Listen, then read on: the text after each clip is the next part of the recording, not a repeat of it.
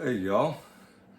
So today I thought I would follow up on the last video where I bought a bunch of chassis and I picked some up and I'm going to show them running with some bodies that I had because it was just a 10 lot.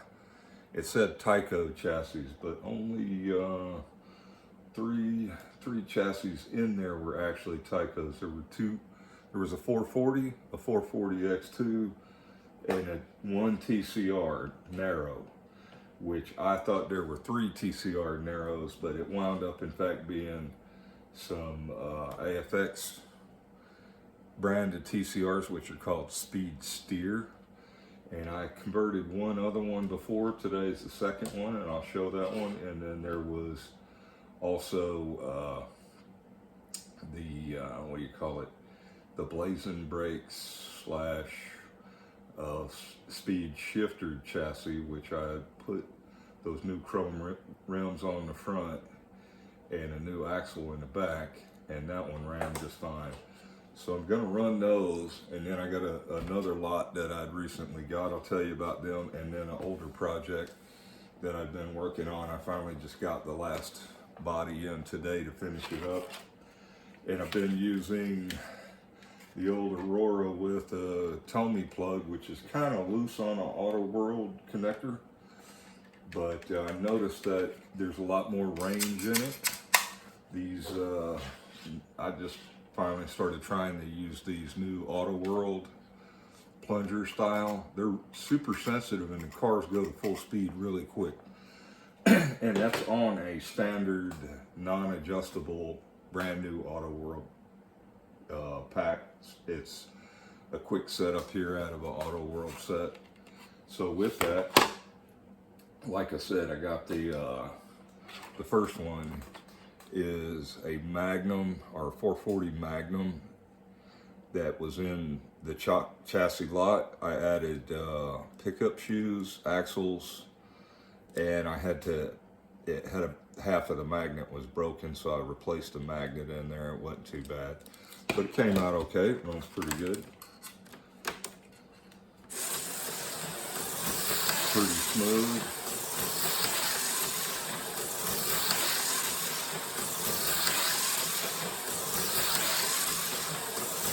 And I'll just say why I'm at it. On the narrow chassis frequently come on F1s, and they come on this style of NASCAR body, the Buick Regals. And if you've got the stepped shoes you're putting on, you want to have the bigger diameter tires. When I put a 440 F1 on there first, and you could hear it sounded like it was dragging on the rails. If you're going to do that, you have to run it with the smaller tires without a stepped. Here is an original. So this one I just put F1 front wheels. I fished out a set of old F1 of the flat pickups for a 440, and that fits on an X2 or a 440 Magnum. This is the X2 chassis out of there. And then I pressed on some of those new foam tires with the hub that I bought on an older axle that had tore up foam wheels, and restored that back to being an F1 style. But like I said, with the smaller wheels, you would want the flat pickups, the first version of the pickups. So when I get those and they malfunction or whatever, I usually just throw them in a reuse box and polish them up. I didn't even polish those. I just put them on and ran them, and it runs very smooth. But if you do a F1 with stepped shoes, you got to put bigger front wheels on, or you'll hear it dragging. But that one's pretty cool. Runs good. So that was the second 440 chassis out of there that was salvaged really pretty easily. Here's the narrow one. It did have gray wheels, but I took some yellow wheels off of a wide TCR I had and put them on here. And then I did the modification to add the pin, pull off that gear, and like I said, you got the front extra bumper. I leave that on there so this F1 would be protected. I don't know if this one ever came on a TCR chassis, but they fit. This is a TCR chassis, the one that doesn't have the Tyco on the side, and it has a little dimple for the flag on the top. But so here's the TCR that's been converted.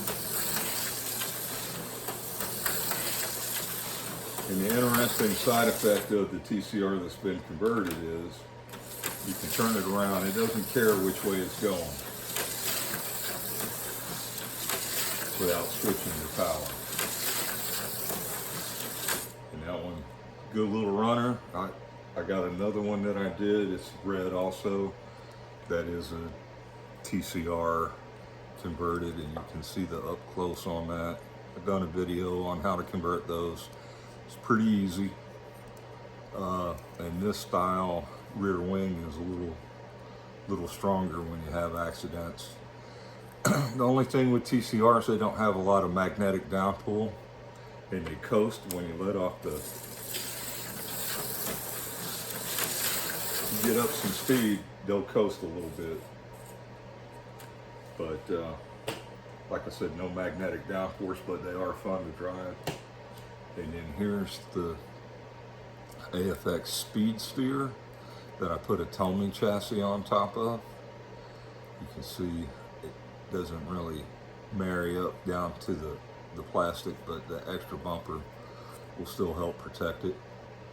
And they run pretty much, the shoes are very similar to TCR, but they're a little bit different on the front steering mechanism. They have a spring and a spiral gear on them, but you're tearing all that off anyway. I put some new pit kit tires on the back from an Extraction. The front tires I used off of a TCR. They seem to be the same front hub size, and they are definitely, they're a little more peppier than the TCR ones. They'll go faster. Same thing, they'll coast. You see that coast on that? But they don't have much downforce magnetism at all. And they'll run either way, just like the TCRs.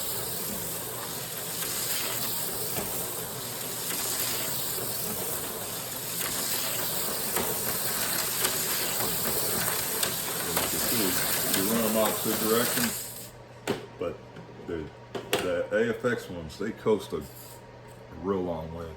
Like I said, they seem to be zippier than the TCRs.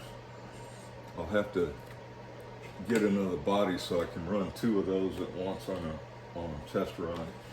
And this one, I didn't have another Tomy body, so I'll just swap it over real quick. But that's what the top side of the Speed Steer looks like. Like I said, they got chrome wheels.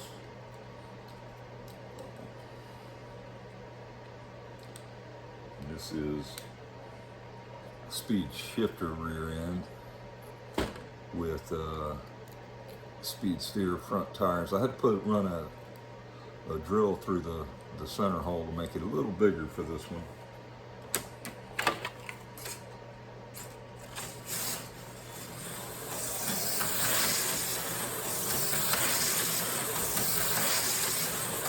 Those are pretty quick too.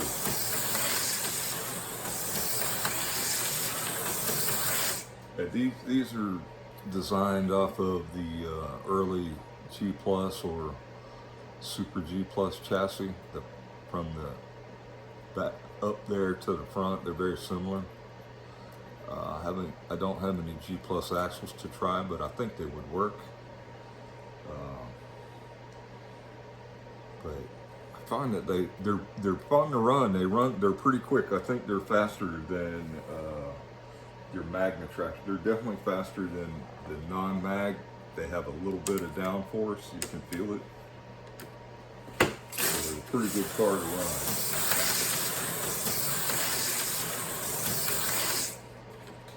And then, so that's the 5 out of the 10 lot that was just bare chassis, most of them missing wheels and pickups and things.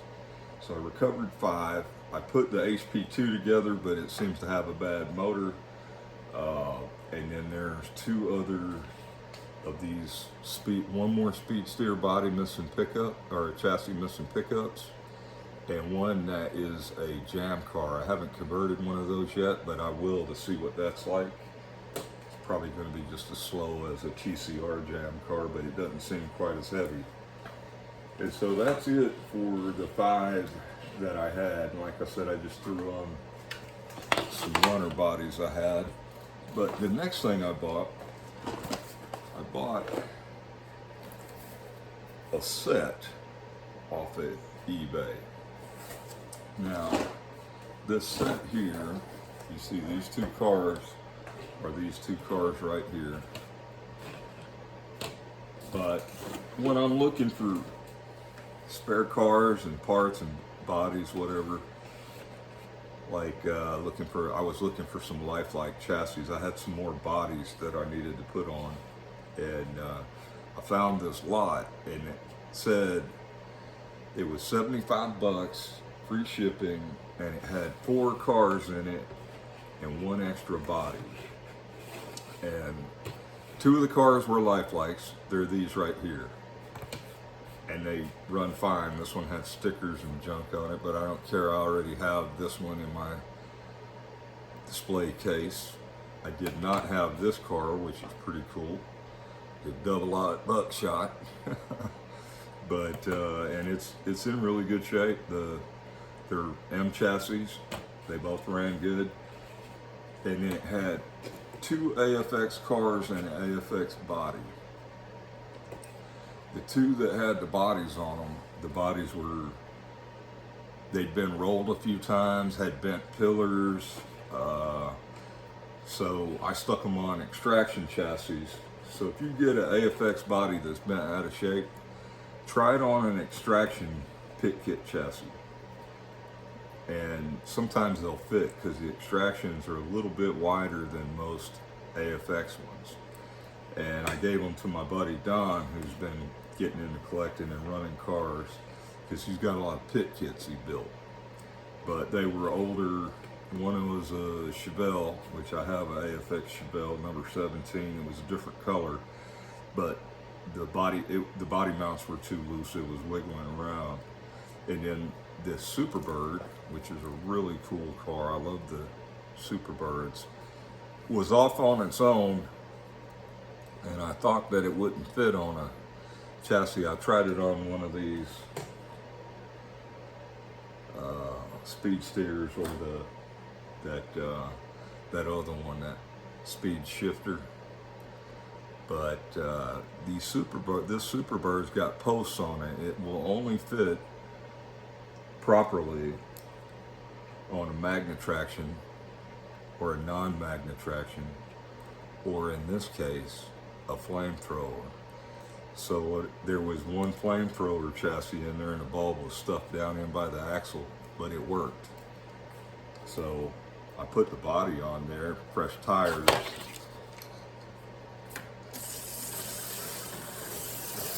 I got a working flamethrower AFX magnet traction style out of that lot, which is pretty good.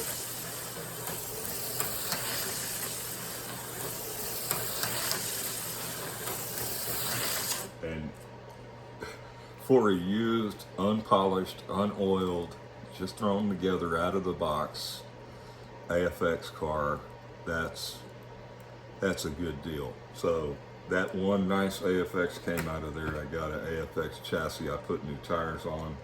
I don't have another AFX body. I need to buy some. But it runs pretty smooth too.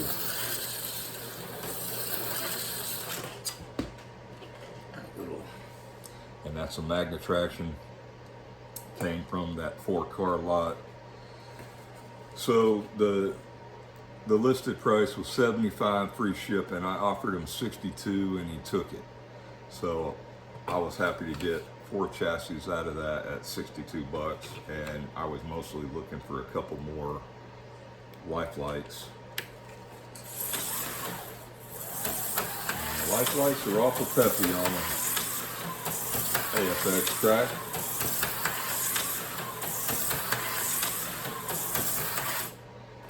And that was just with a little bit of tire cleaning. Peeled some stickers off. This one was great right out of the box, a little tire cleaning.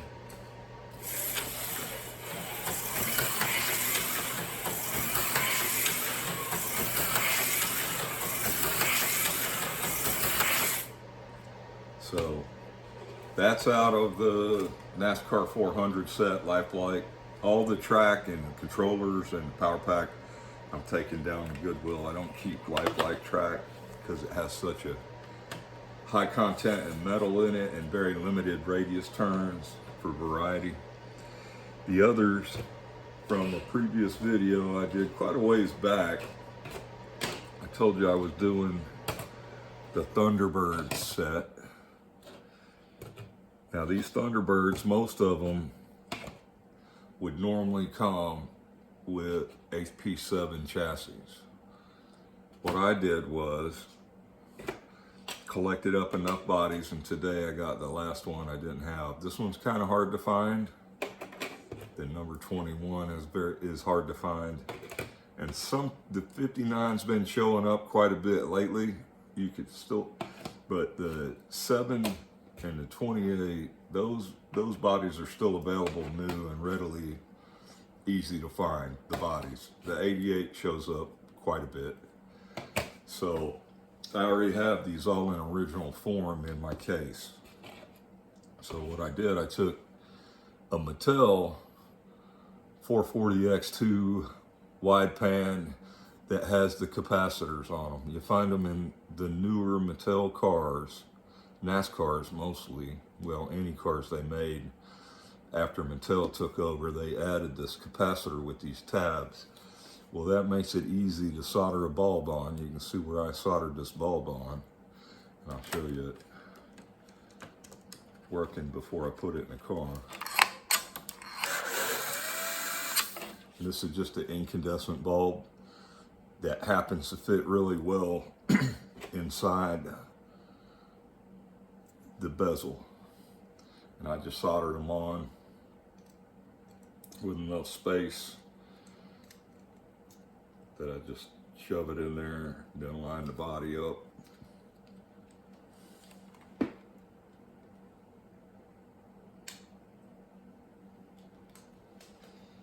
And on these I put the NASCAR style wheels on in color where I had them. So red for the Motorcraft. I haven't run this one yet.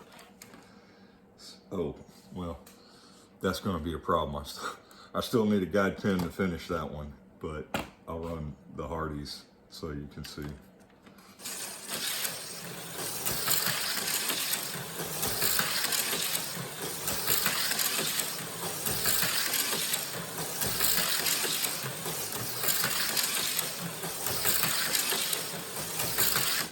And as somebody said, when I said I think that HP7s are junk, that they're the best Tyco chassis ever invented. I don't know if he was serious, and if you're a fan of HP7s, don't mind me none, but I don't like them. The X2's got better magnetic downforce. They seem to be a little quicker. They drive better. The pickup system is better. I don't like the pickup system on HP7s, but almost all of these, when you got them new, came with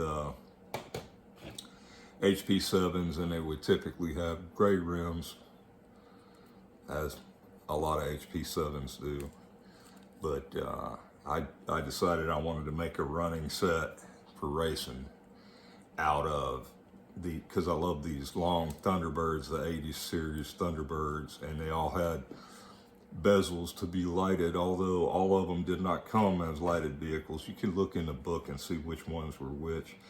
And I think even one of them was actually released on a 440 chassis, but I don't remember which one it was. Whoa, wrong way. So I got one with a backwards axle in it.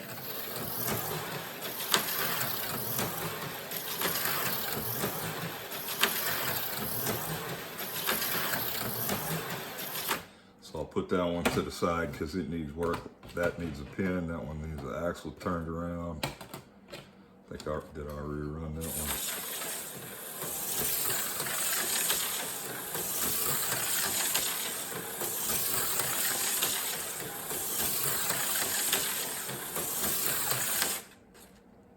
So they're all running.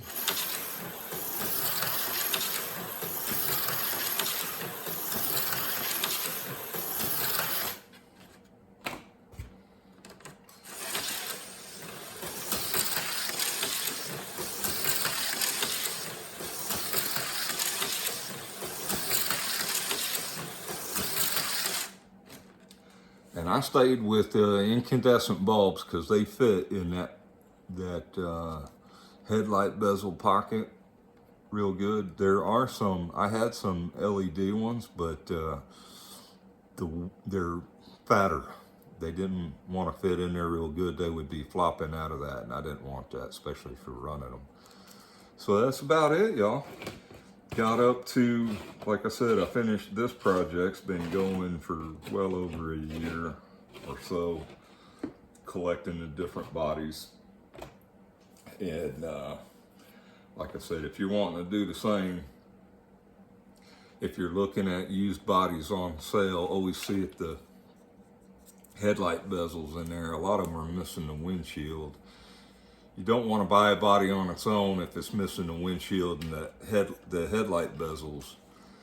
I don't know what they go for, but typically I'm seeing people trying to sell the windshields for like $7 or $8 when you're just better off buying a body that has the windshield and the headlight bezels if you're adding headlights, or just have the empty holes.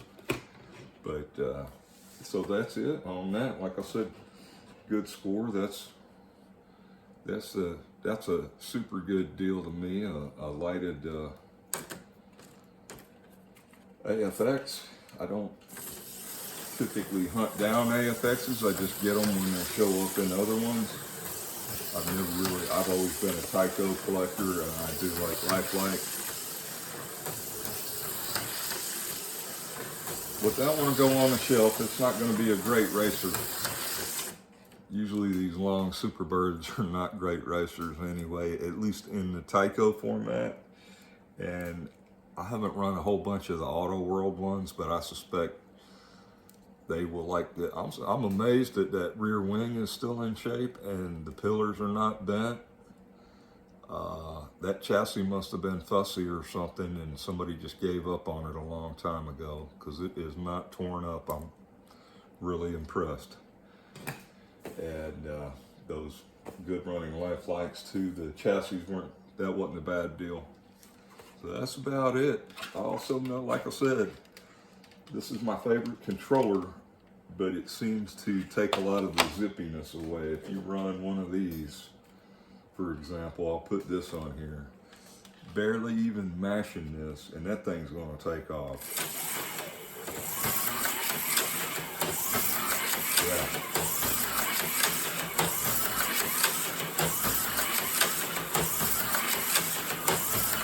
So the new Auto World controllers, I don't know what the value. I know these are between 40 and 60 ohms usually.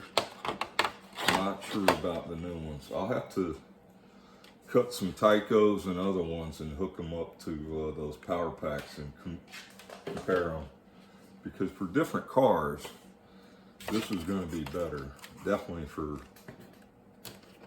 the Lifelikes, or have a tri-pack. The switchable tri-pack is pretty cool too. If you do the 3-position AFX tri-pack or an adjustable.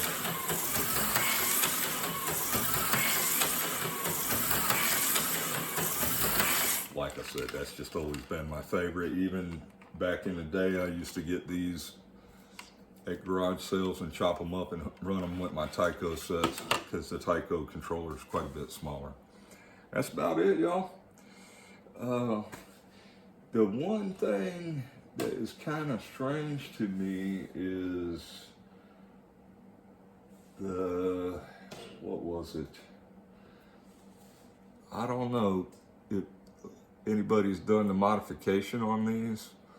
The way the front steer piece is, I didn't chop the shaft, but you got to be real careful when you glue that front wheel hub in place, because the first one I glued it and I used some thin CA. You don't want thin, use the Gorilla gel style, because it ran up in that axle and then the wheel was seized up. I had to pull it off and put a new wheel and spike on there. But I hadn't done too many of these, and on the Jam car there's a whole diode board and stuff on there. So if anybody's done one of these Jam cars, let me know if they're a pain or if they're even worth messing with. And that's about it, y'all. That's the Speed Steer Jam car, not the TCRs. I've done plenty of those. All right, take it easy.